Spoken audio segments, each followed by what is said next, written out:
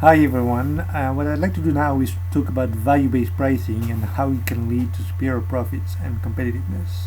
Of course, that's only if your product delivers value that's superior to that of its competitors. So, in theory, all companies should use value-based pricing for a significant part of their offer. In practice, the vast majority still price based on cost and competition. Now, why is that? Why don't they just go the value way? And what is it that stops them from getting there?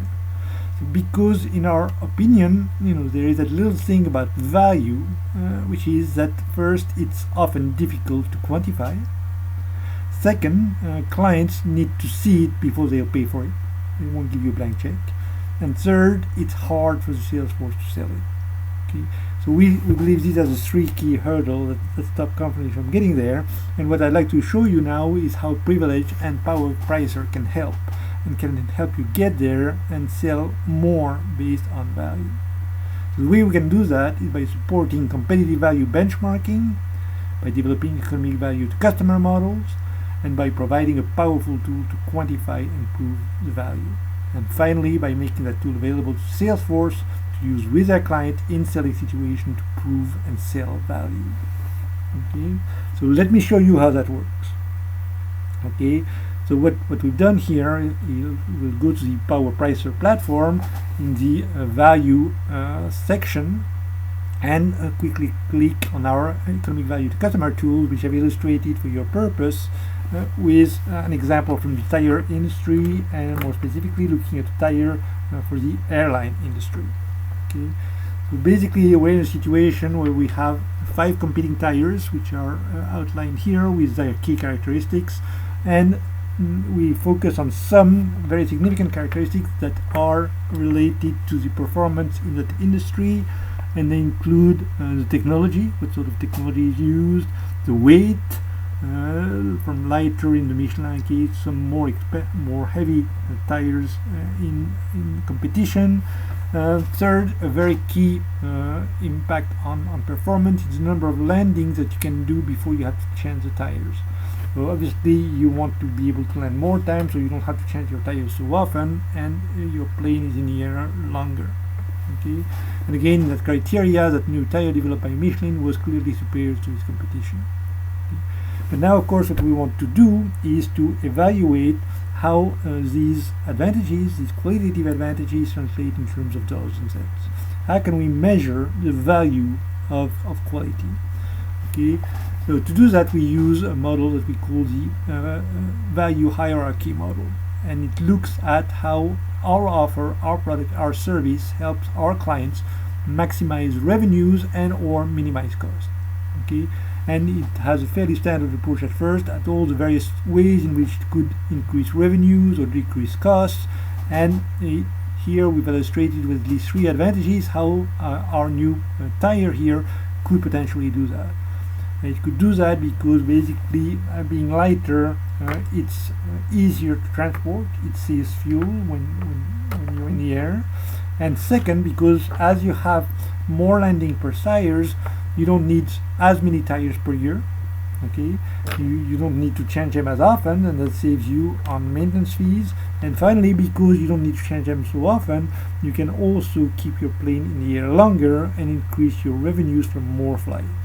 Okay, so these are the key impact that we can a priori anticipate from this advantage we have, but we still have to quantify them in detail before we can evaluate how much clients should realistically be willing to pay for that advantage.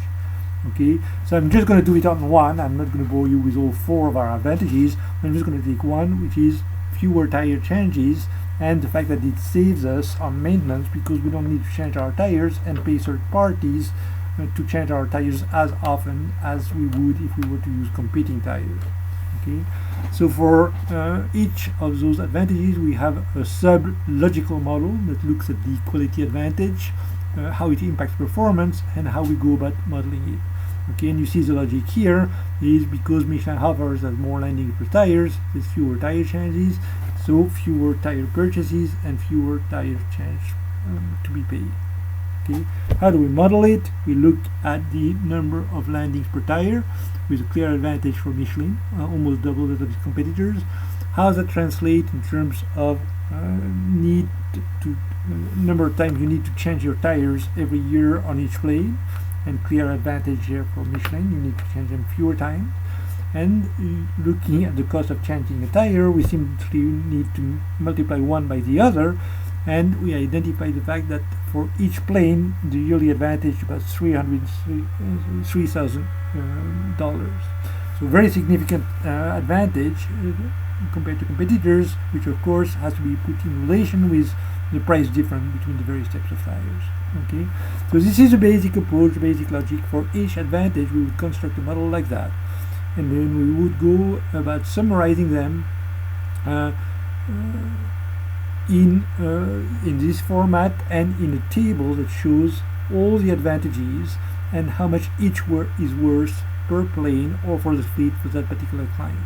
And of course the bottom line is the sum of those products, the sum of those advantages translate into a very significant dollars and cent advantage for Michelin in that instance, which is actually a lot more than the price differential between Michelin tires and others.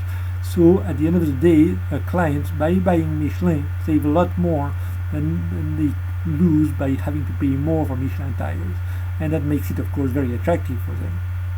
Okay. So that's the basic logic of EVC. It's been illustrated in one particular industry, but the power is very, very strong because it actually documents and shows value in a way that can be understood quite easily by customers. And not only does it do that, but it actually translates into a very believable economic model, particularly adapted to that particular client. Okay. Here's another view of it. We're comparing two particular offers, the offer that the client currently has and changing to Michelin, and we can see and visualize how the various impacts pile up and how at the end of the day Michelin becomes by far the cheapest tire. And this last synthetic table here shows you again a dollar or cents per tire per plane comparison, showing that indeed the more expensive tire ends up being much cheaper when you look at the impact of that particular tire on the rest of the value equation.